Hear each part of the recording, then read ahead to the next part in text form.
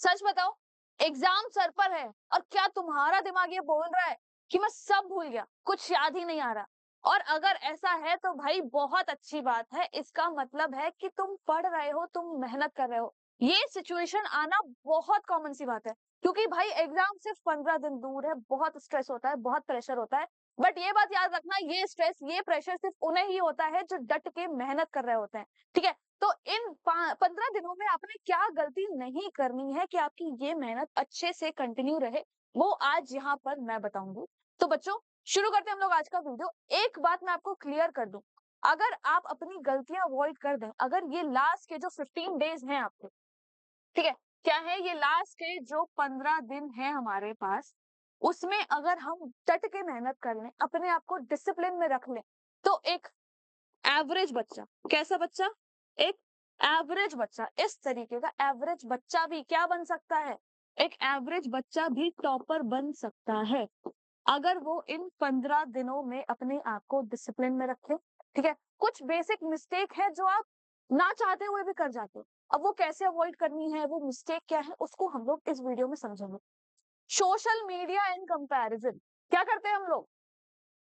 तो भाई कोई ये बोल रहा है कि मैंने तो 10 घंटे पढ़ाई करी है, कोई ये बोल रहा है मेरा तो सब हो गया, मैंने पूरा सिलेबस कर लिया, मैंने रिवीजन कर लिया, मैं तो एकदम परफेक्ट हूँ। बट आपने ये बात याद रखनी है, आपका कंपटीशन किसी और से नहीं है, खुद से है। आप जो कल थे, क्या आप उससे इम्प्रूव कर पाए हो? तो अपना कंपटीशन खुद को बनाओ। ठीक है, और आपने क्या करना है, आपने भाई फोन को क्या करना है, इन 15 दिनों में साइड में रख दो और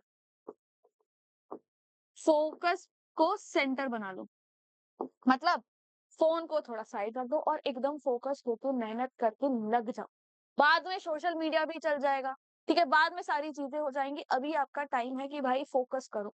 ठीक है, किसी से कंपेयर मत करो, खुद से कंपेयर करो कि कल आपके जितने मार्क्स आ रहे थे आप उससे इम्प्रूव कर पा रहे हो या नहीं, कल जो आप गलती कर रहे थे आप उससे बेटर अब कर पा रहे हो या नहीं। कंपैरिजन हमेशा खुद से करना है। अगली मिस्टेक देखते हैं। अगली मिस्टेक भाई, नए टॉपिक स्टार्ट करना। बच्चे क्या सोचते हैं, यार ये वाला चैप्टर रह गया, ये भी कर लेता हूँ, इससे शायद कुछ क्वेश्चन तो आते हैं, ये वाला भी पढ़ लेता हूँ। बट ये बात बच्चों आपने याद रखनी है, नया टॉपिक मतलब नई टेंशन। ये वो टाइम नहीं है कि आप कोई नया टॉपिक स्टार्ट करो। आपने जितना पढ़ा है ना, उसको रिवाइज करना है, उसके क्वेश्चन प्रैक्टिस करने हैं, उसको एनालिसिस करना है।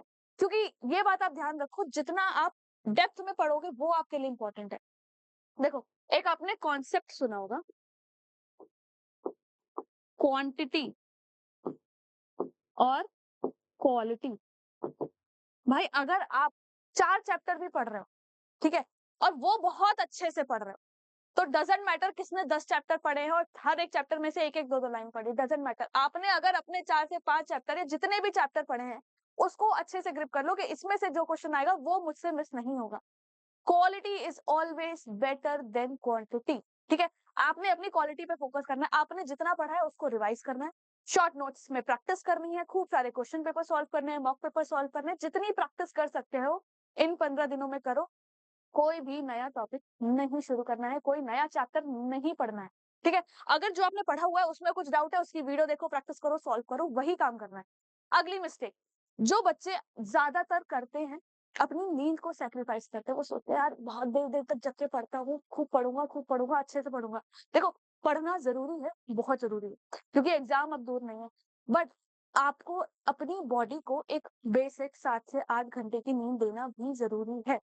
देखो, आपका दिमाग कैसे काम करेगा, जब तक उसको रिलैक्स नहीं मिलेगा थोड़ा सा, वो तब तक वर्क नहीं करेगा।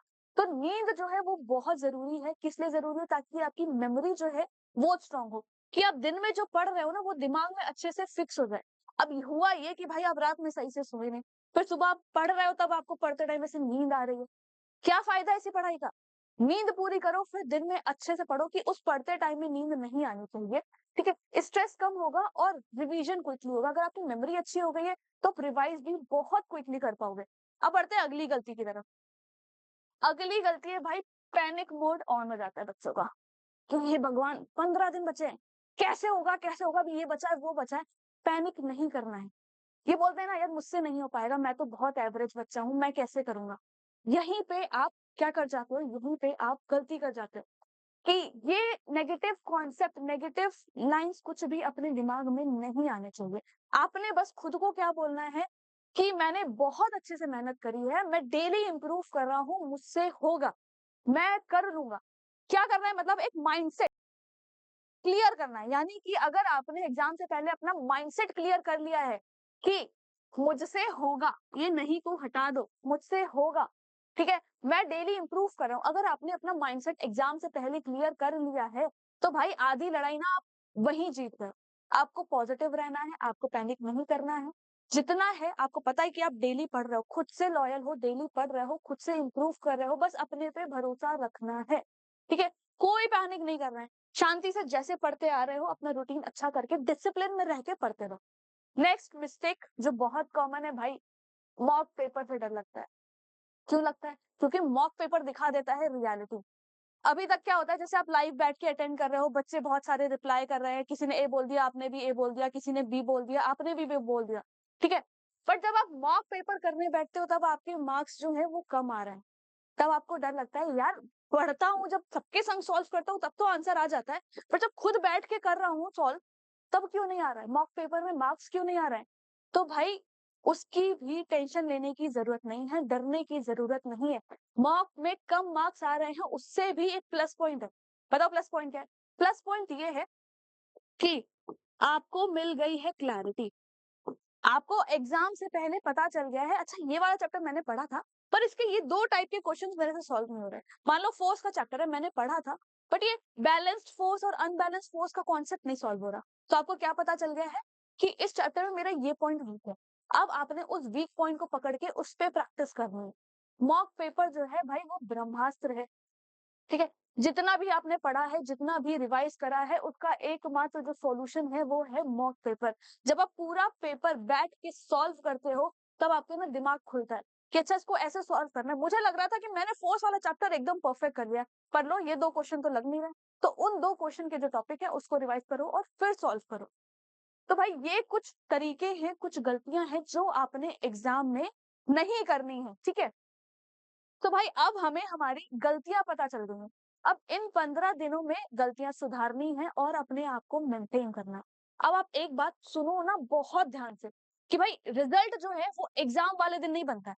रिजल्ट कब नहीं बनता? रिजल्ट एग्जाम वाले दिन नहीं बनता है। रिजल्ट बनता है हमारा जो हमने पूरे साल मेहनत करी है, रिवीजन करा है, प्रैक्टिस करा है, और ये लास्ट के 15 दिन जो खुद को डिसिप्लिन में मेंटेन करके हम चले, रिजल्ट उस चीज से बनता है।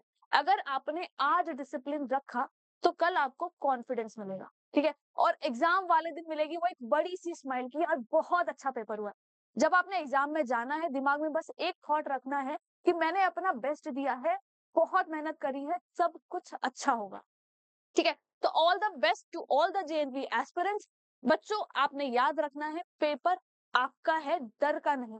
तो अच्छे से मेहनत करो, खूब मेहनत करो, डिसिप्लिन में मेंटेन होके बस लास्ट 15 दिन है, एकदम जुट जाओ, ठीक है। इन गलतियों को अवॉइड करना है, अपना एक डिसिप्लिन बना के, एक रोड मैप बना के फॉलो करना है, और बहुत अच्छे से एग्जाम की प्रैक्टिस करनी है। All the best to all the students.